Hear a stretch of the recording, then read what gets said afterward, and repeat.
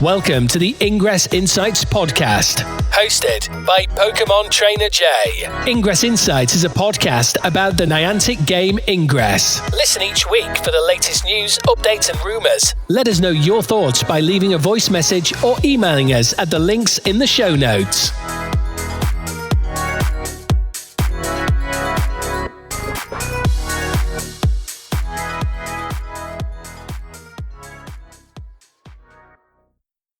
Additional intel available. Hello agents, this week I wanted to delve into reporting portals and how you do that and how you could enhance it. So first of all, how do you report a portal? You have to have the link for the portal or be nearby it, and then you can tap on the portal and tap the three dots on the right hand side of your screen, and you'll see there edit title, add photo, scan portal, edit location, add/edit description, and then right at the bottom it says report invalid portal. You'll then see the list of what you can report portals for being invalid. So we're going to run through a few and break each one down, say what it's for and how you might be able to make your report better. Because for all of these, at the bottom there's an optional supporting statement that can include text and links. Obviously it can have links to videos, images if they're relevant.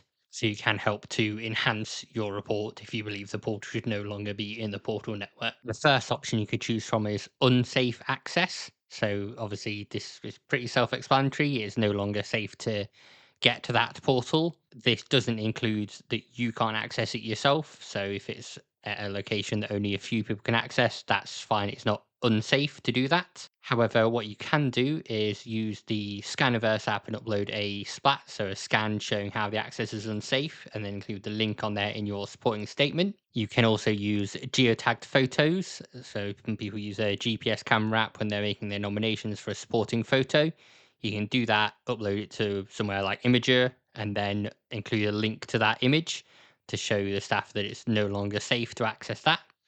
And then you submit it, you get 40 portal reports within a certain amount of time. So if you are submitting a lot, then just get ready to make them sound good. You'll then get an email when you submit your invalid portal report, and you'll get an email when a decision has been made, either accepted the report and it will be removed from the map, or rejected, and then you can do another report with more information. The next one in the list is that the portal is at a sensitive location. So for example, this might be funeral home, burial ground, cemeteries, memorials, plantations, political campaign offices fall under this as well, concentration camps obviously, homeless shelters, abortion clinics, domestic violence shelters, jails and prisons, bail bonds places, and graveyards. It's important to note it may not apply to all graveyard cemeteries necessarily. There may be a graveyard in a park and the park is absolutely eligible to be on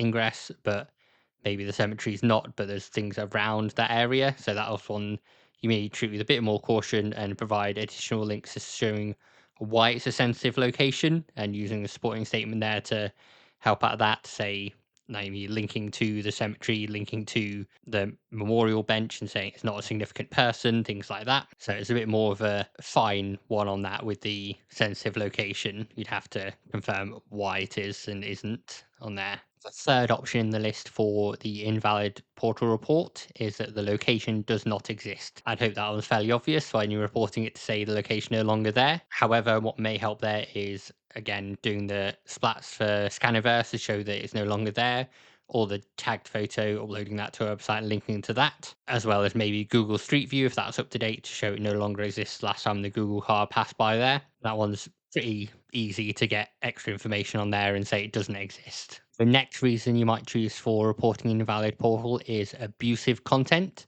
So I was looking around for how this was defined in Wayfarer, so I think I'll go with that. So this is where the title, description, and or photo is offensive or objectionable, or includes hate speech against a protected group. Hopefully anything like that comes through Ingress. I know occasionally it can when people have altered nominations, updated things on there. I know that within Wayfarer and Ingress, all the other games, the Confederate statues got removed in the US. So they'd probably consider those falling under that. So again, if you can provide additional information, if it's in a different language or perhaps a slang word people might not know, you can include details on that in your supporting statement for getting that portal removed that's abusive content. The next one on the list is reporting for it being on private residential property. So it's important to note that there was a clarification about this, where instead of PRP for private residential property, it was clarified that it's SFPRP, which is single family private residential properties. So not things like flats, but things like a house where a single family live. Those are ineligible. You can't nominate your house, no matter how historic it is. You also can't nominate things at farms if people are working on them. So it does include the out-facing facade, fenceable location, property boundaries. And just to clarify, it notes that objects in or upon apartment blocks, gated communities, or shared spaces may be eligible, assuming they otherwise meet criteria and are intended to be accessed by a community, even if not everyone. So if your friend lives in a gated community, that's not private property as far as Niantic is concerned. A theme park, because you need a ticket to get in, is not private property. You could get in with a ticket. So for a gated community, you could get in there with your friend who lives in the gated community. It's not necessarily a portal that's available to everyone, but it is available to a group of people. So that doesn't fall under SFPRP, which is single family private residential properties. However, when you are reporting things that are single family private residential properties, you can use things like Zoopla or home listing sites to just confirm, yes, this is a single family residence. Yes, it was sold at this time, this kind of thing. I've used that in the past when I've found locations to say, well, basically, this was sold a couple of years ago. It's definitely single residence. The family here bought it. It's 2 bedrooms, 2 bathrooms, whatever. Going through the house listing sites. Then the final one is school up to K-12. So that means nothing to me in the UK, but it's from kindergarten. So for me in the UK, like year 1 to 12. I think that's year 6. So basically primary school. Again, it includes anything out of facing facade, fence location, property boundaries. So if there's a nice mural on the outside of the school, you can't submit that, even though a mural would normally be eligible because it's on the school. If you're reporting something that's on a school, you can go to the school website and use that in your supporting statement, include the details there to confirm, yes, this is the school, yes, it's got a website, here's the details, here's the address, that kind of thing. And then hopefully that will get removed. The final one on the list is quite an easy one. It's just duplicate of another portal. So all that you really do there is tick that box and then in your supporting statement include the link to the portal it's a duplicate of. It may not be obvious when the reviewers are looking at it on the Niantic spatial side to understand which one is which. So do try and give them all the help you can in your supporting statement with either links to images, links to scans, things like that. If you want the portal gone, then you need to try your best to clarify why you shouldn't expect Niantic to go around, look, and confirm everything on there. You need to make it as easy as possible for it to be removed. Much like when you're submitting a new portal nomination, you're submitting all the information to make it as easy as possible for the reviewer to accept. So you're just doing it in reverse this time to get it removed. I hope that's helped you learn a bit more about what you can report portals for and how to improve it on your side. Do let me know if you have any success in removing portals when you try it. And hopefully I'll cover something else in a future episode and you can get a few more details. If there's anything you want to hear me cover, let me know in the comments. I can endeavour to do that. That's all from me for this time. Hope you have a great day, whatever day it is when you're listening to this, and happy hacking, agents. Thank you, agents, for listening to the latest episode of the Ingress Insights podcast. If you'd like to help the podcast out, you can do that in a few ways. So first of all, rating the podcast on the podcast service you're listening to is always a great help, as well as leaving any comments on YouTube or Spotify if you're able to do that if you're listening on those channels.